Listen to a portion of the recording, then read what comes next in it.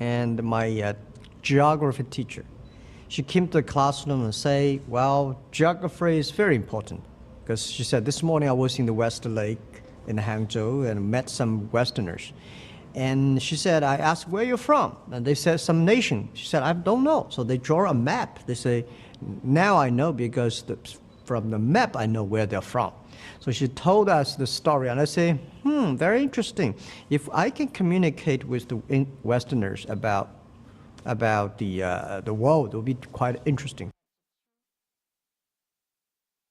For 9 years, every morning, almost whether snow, rain, sun, I went there looking for foreign tourists to become the free guide, and I made a lot of friends. This trained me the way of think different from the other kids in China in my generation. Because everything I learned from the tourists, foreign tourists, are so different from the things I learned from the schools, my parents, because we thought China was like that, the world was like that in our books, you know. But the thing that I learned from outside, they're so different. So that trained my way of thinking different. When people talk about everything, when everything people agreed, normally I take 1 minute to think about, is that true? When everything disagree, I say, take about 1 minute, think about it. Is that true? So that was a training. Since there's no way to learn English at that time, there's no teachers in our city who can teach people to speak English. So I listened to the BBC and Voice of America. And there, every evening, 9 o'clock, 8 o'clock to 9 o'clock, I open my video, you know, from the first Monday, Wednesday, and Friday, I listen to the VOA. The first book I heard about is the Adventure of Tom Sawyer.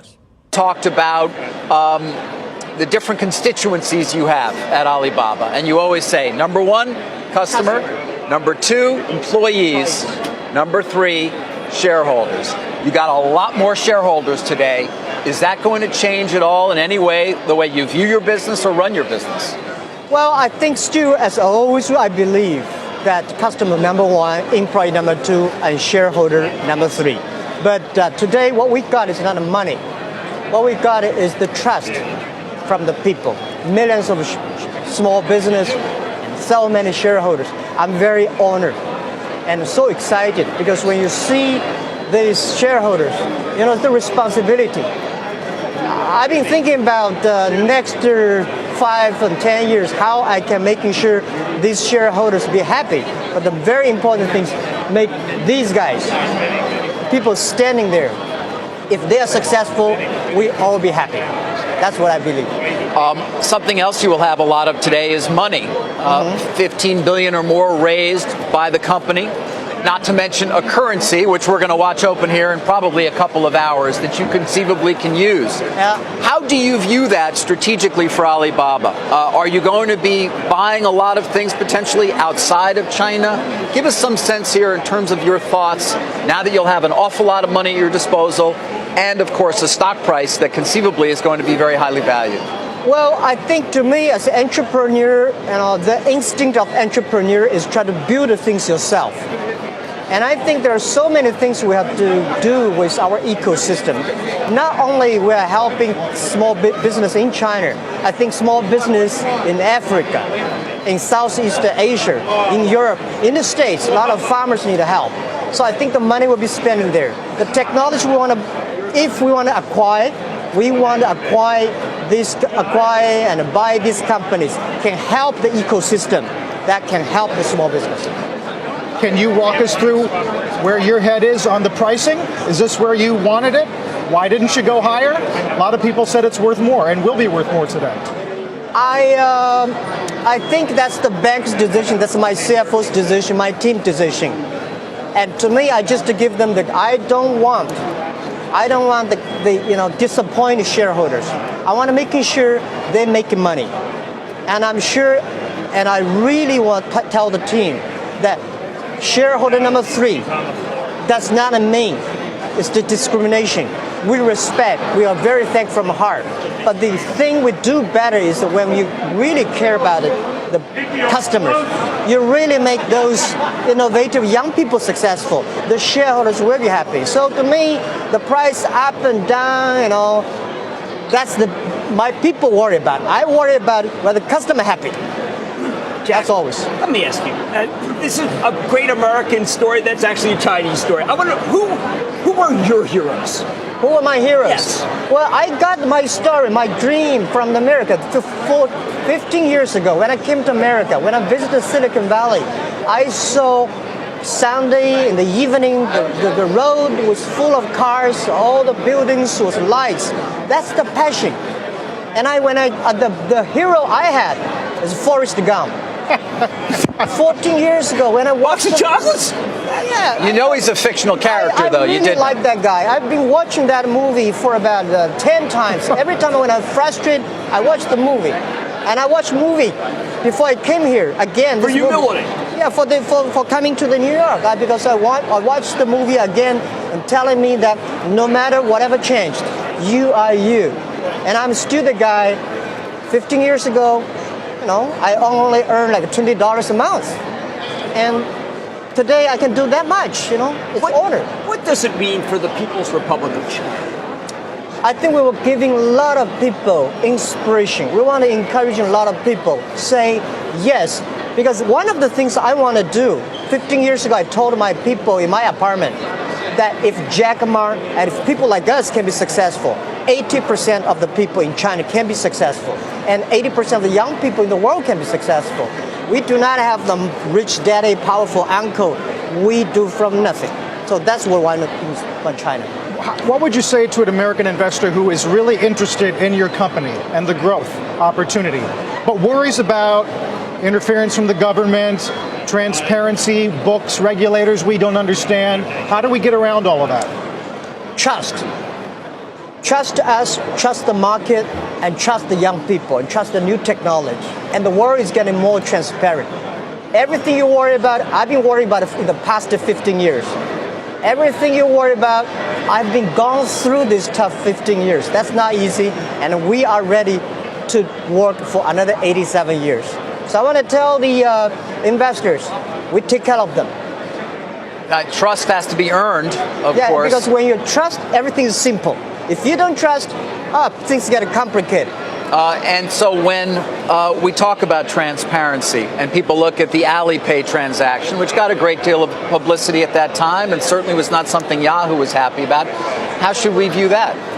Well, someday people will find out. And today is not time. And I would say I have 25,000 smart people. If I do anything wrong, I'm transparent, I'll put that company into my pocket. And why I've been keep on telling mission, a vision, a value for 15 years. People would leave us. And we are making sure the ecosystem, somebody has to make tough decisions. As a CEO, you're balancing, and I'm doing that. And I want to say, someday, time not ready, but when people realize, when people know the real story, they will feel proud. Okay, well, feel free to come back and tell it to us when you're ready. I feel proud. I would just say one thing.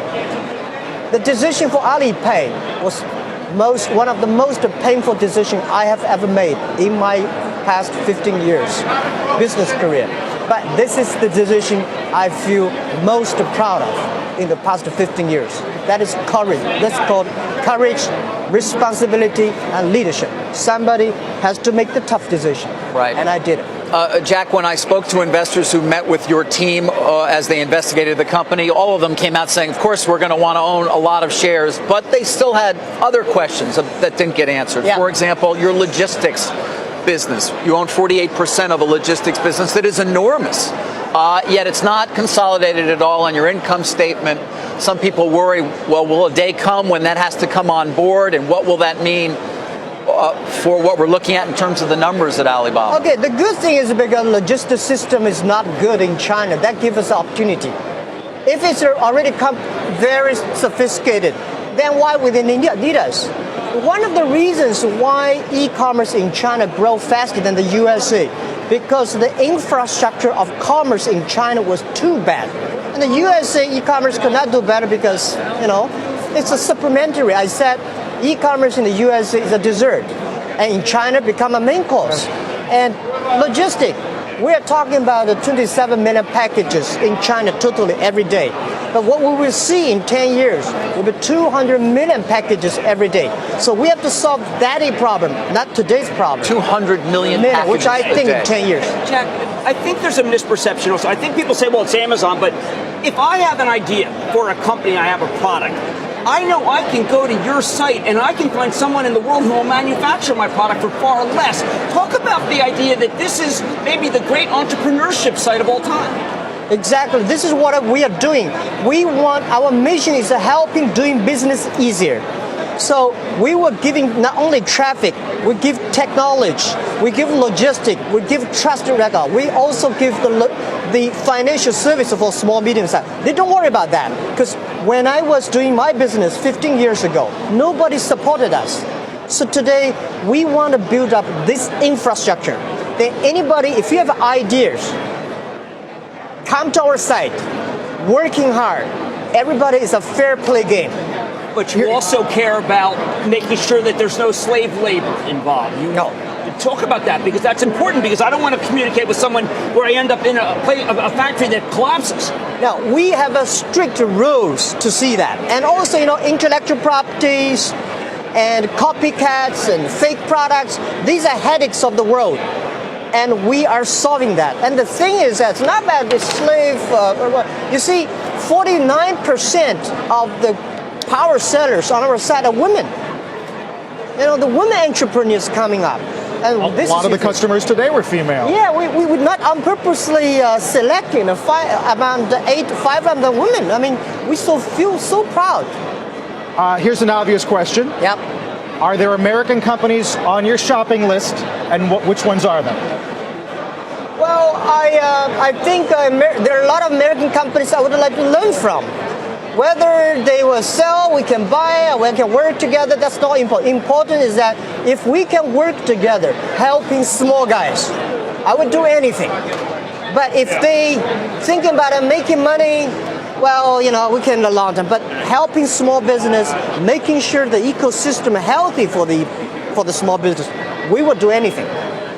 Jack, where's China right now? The PRC's been cutting the repo rate last night. They've been doing these big bank injections.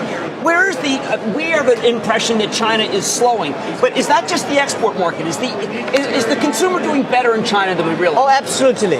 And we are helping that. This is the power of Taobao, the power of Alibaba. The 300 billion sales every year. So we want to go to countryside and making sure they grow. Jack, 300 billion in gross merchandise value. How big can Alibaba become? Well, we have a dream, which probably I'm not about to say, but I think we value that the China changed because of us in the past 15 years. And we hope in the next 15 years, the world changed because of us. We want to be bigger than Walmart. We want to be bigger. It's not the size. We want to learn from Walmart. They changed the business last century. They strengthened the B2C. And we hope 15 years later, they say, this is the company like Microsoft, like IBM, like Walmart. They shape the world. We have to let you go, but before we do, you're worth now, or will be, more than the GDP of Estonia. What are you going to do with that money? Oh, what are the main? Still focusing on our mission. I mean, But your own personal wealth. For me? Yes. Well, this is a headache thing. I guess I'm going to spend. When I was, I think, 14 years ago, I asked my wife, "Do you want your husband to be a rich man or a business guy?" She said, "Of course, I respect a business person," because she never thought I would be a rich person. Because we were having fun doing it. So today, I think, and then later I said, before I'm 50 years old, my job is making money, helping other people making money. After I'm 50 years old, which is today 50 years old, I was spending money, trying to making sure more people get rich. Because you cannot spend a lot of money, right? So my job is that spending money, helping others. This is a headache. Jack Ma, thank you. We will be following the opening, of course, of Alibaba. And by the way, what's in the box? Oh, yeah. Oh, yeah. Okay. This is our T-shirt, the souvenir for Alibaba listing. And we say in the Begafaning, everybody should have a dream. And the bet is, what if it realized? Because people don't believe in dreams anymore, a lot of young people. And we want to tell them, it's the dreams that you have to keep. And we want everybody to have this dream. And I want to give this as a gift to you. Thank you so much. Thank you, sir. Thank you. Thank you. People are making jokes on Twitter about Forrest Gump. They say Lieutenant Dan on line 1. Thank you. Jack Ma, the chairman of the Alibaba Group, thank you for joining us. We look forward to seeing you again. Okay, thank you very much. Have Take a care. great day. Thank you.